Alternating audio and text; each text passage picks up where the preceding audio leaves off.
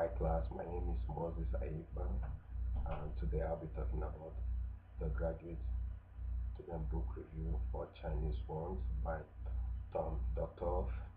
I believe we all have an idea of what is going on in China, how the Chinese people are taking over the world's economy. My initial thought about the Chinese people before reading this book is that they are the world, they are the world most populous country, and they're really industrious. Um, from the few friends I have during my undergraduate is that they really take their education really serious and day in day out they're always in the library. Uh, and also I've been opportune to visit China once, and I was amazed and surprised by the development and infrastructure they have here in Beijing and Shanghai. Um, for me, I feel like if you really want to know what somebody wants, you have to become concerned and knowledgeable of the person's culture, value, and his day-to-day lives, which Doctor has of the Chinese people. He said the Chinese society is changing rapidly and modernizing every sector of the economy. But even with these rapid changes, China is not westernizing. Like the underlying cultural profile of the Chinese people still remain constant for thousands of years. The social structure and cosmological orientation, diets, trends, and weaknesses that complement rather than debase the Western nation worldview of things. China is now known as the second largest economic and manufacturing powerhouse in the world. It is the world largest auto market with a population of 3 point, uh, 1.3 billion people. Um, According to doctors, like China is becoming modern and internationalized, but it still remains China. China is blessed with an Asian worldview and a blueprint with involved constant that nonetheless it wants to accommodate contemporary circumstances. The Chinese people are really cautious and self-protective. They are rule-bound and tentative to implementing change. And at the same time, they are really ambitious and like to boldly project status as an evidence of her as an evidence by an obsession with luxurious brand of goods, tools of advancement. They're really passionate about education achievements and compulsive entrepreneur, operating in operation and militantly nationalistic and driven by success. And this generates some of the Chinese people, um, their motive, their goals and aspiration in the world. One thing China does well is that they rigorously analyze the world and apply the strength of other people's culture into the Chinese context. For example, Chinese Buddhism was was imported from India and into the fit into the Chinese way of life, and also the communism practice in China was imported from Europe, like it was tailored and suits to fit the Chinese agrarian society. Like the first communist party leaders were educated in Moscow. This is not also different in the business realm.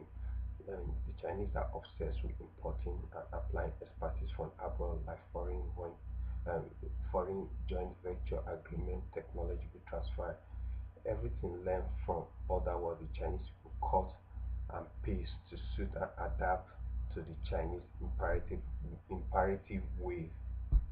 One major difference is the educational system, which is really different from the American educational system. In China, students do not ask questions in class, let alone challenge teacher, uh, their, their teachers. Like even at the university level, even with courses that require like interaction and communication with the teacher, like mass communication and literature, like the students don't ask questions or challenge that they just listen to whatever they've been taught and put in memorize, and like it's kind of different, like they're not engaging. They're not engaging in class. All they do is just listening, and which is different from the American like educational system. And this seems to like in this seems to this because of this system of education, this seems to like suppresses new idea and limit professional development in the Chinese society. And the Chinese believe that every individual has his own date and destiny and electable fate. And electable fate. They also believe that for one to put the world right in order, we must first put our nation in order. And in putting our nation in order, we need to put our family in order first too. And to put our family in order, we must cultivate, cultivate our personal life. We must set our hearts right.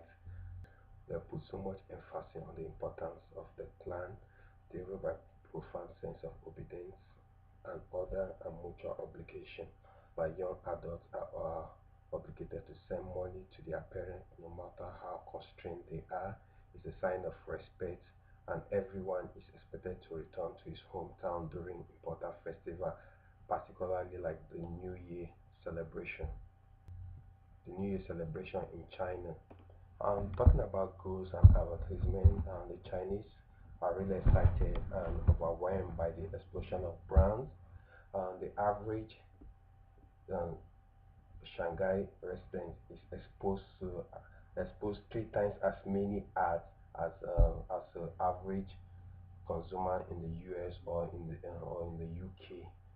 Complicated ad messages are not easily digested by the Chinese, even by the educated, the brand literate of the Chinese people.